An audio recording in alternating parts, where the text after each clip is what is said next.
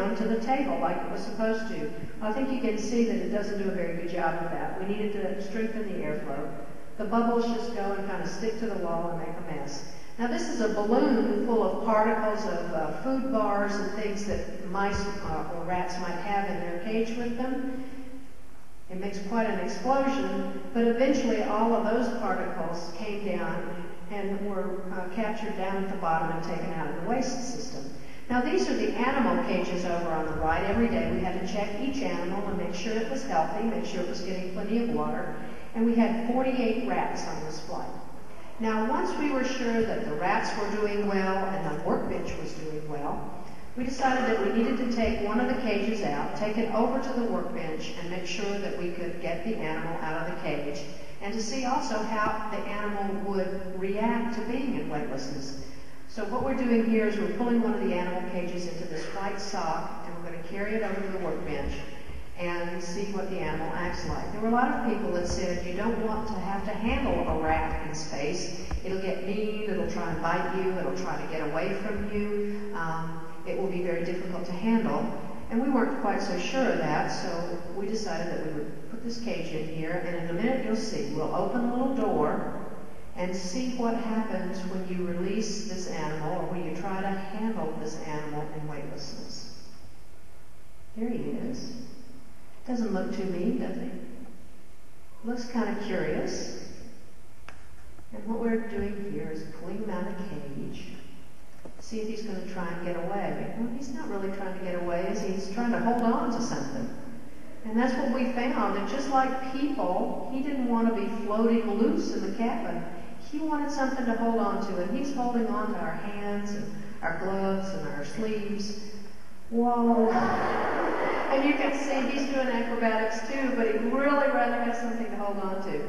So we found that the animals were pretty easy to handle, and they were curious about their environment. And if they were let loose, they tried really hard to find something to hold on to.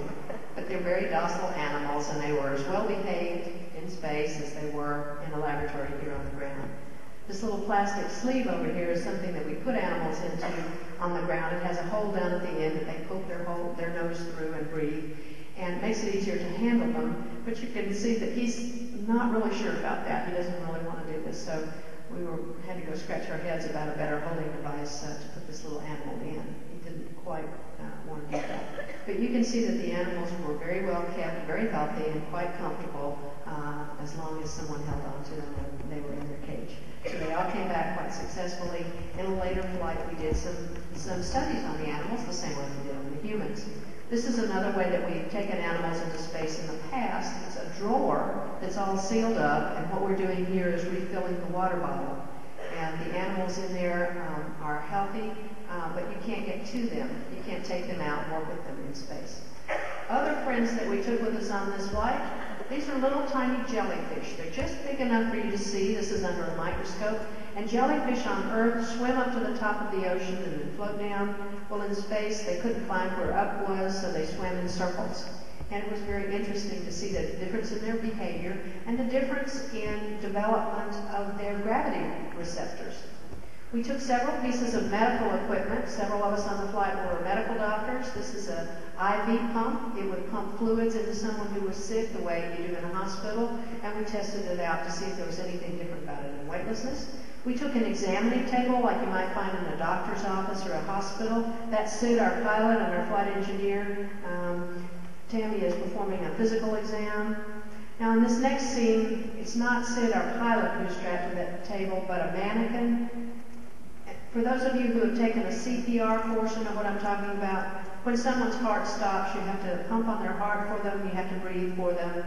In this case, we're looking at the electrical activity. That's a mannequin we're working on. But we wanted to see whether we could do CPR in space. I'm an emergency room doctor, and it always worried me if someone cut themselves in space, what I'd do. Well, this is a mannequin arm. This is not a real person. This is a mannequin. And it has a little cut on its arm, and we wanted to see whether or not I could put stitches in. Could I keep all of my instruments in one place? Could I tie the thread appropriately? Could I hold myself still enough to perform a delicate task? It all seemed to work pretty well. Well, after 9 days, we had an interesting mission. We'd accomplished all we wanted to do. We had to close our cargo bay doors. We had a little piece of insulation loose in the back, but you can see that the door just crunches down on it and closes successfully. You have to be able to close those doors to come back home. So we were a little bit worried about it, but there was no problem. Here's our lab all buttoned up and ready to come home. That's one of the unfortunate things about the shuttle is you have to end your studies at somewhere around 14 days, button everything up, come back home. Won't it be nice when we have space station when we can stay up there for a long, long period of time? And that will be here in the next few years. Anyway, we come down the long tunnel into the living quarters and the cockpit quarters of the shuttle. We all put on our big orange suits and helmets, and we will come through a section of the atmosphere that I'll show you in just a minute. There are 4 of us that sit on the cockpit. Jim is just leaving to go downstairs. 3 people sit on the lower deck, putting everything away, getting ready to come home. When you first enter the atmosphere, up in the high reaches of the atmosphere, you hit the air molecules very fast. You're going about 25,000 miles per hour. Those molecules heat up and wrap around the shuttle and bounce off the tail and make quite a light show. This is looking out our overhead windows back at the tail of the shuttle. So you can see all of those air molecules are heating everything up. If you look out the front windows of the shuttle, you'll see it looks like it's daylight. It's dark out there, really. And what this is the big fireball that we're flying through. And that's why we have to have heat shield tiles on the bottom of the shuttle to keep us safe. This flight landed at Edwards Air Force Base in California. There's a 3-mile long runway there that's extra wide. Remember that the shuttle is a glider. It doesn't have any engines on it, so we have to land it the right time, the first time, the right way the first time, because you don't get a chance to go around and try it again. So our pilots have to be very well trained on how to get us to that exact point on the Earth when we come back from space. Our pilot was a superb pilot, landed us just where we wanted to be, and allowed us to come to a halt well before the end of the runway. On this flight, of course, what we had was we had numerous tests before we flew in space to see what we were normally like. We did a lot of tests on ourselves during the flight, and then the scientists were very interested in examining us when we got back, because the body has to readapt to being in a gravity field again. So we were whisked off the shuttle into this people mover and as quickly as possible taken back to the laboratories so that they could begin testing on us to see how we readapt and how we change back into our normal selves once we get back on Earth. So it was a very exciting flight. The first flight ever that was dedicated to the life sciences, the biological sciences. And so I was very glad to be a part of it.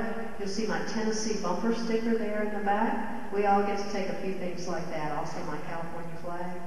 So it was a very exciting flight. I can tell you that flights like this take an awful lot of preparation. There are an awful lot of people that work on them. It's not just astronauts that are involved in space flight. There are scientists from all over the world. There are engineers that build these things that get us off the ground.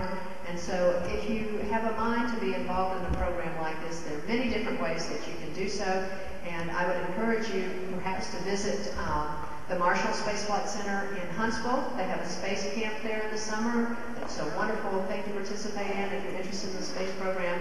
But all I can tell you is that it takes a lot of education for you to someday be able to achieve those goals that you want to achieve in your life. I encourage you to dream big, to dream all that you can dream about your future, and I certainly hope that your dreams will come true. Thank you.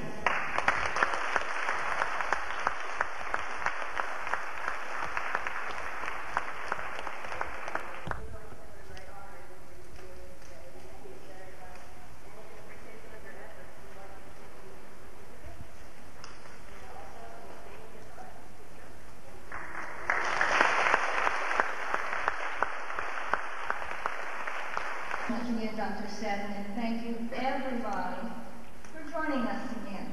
Right now, what I want you to do is go with your group leader. Your group leader will now take you to your first workshop. And again, if you have any questions, talk to your group leader.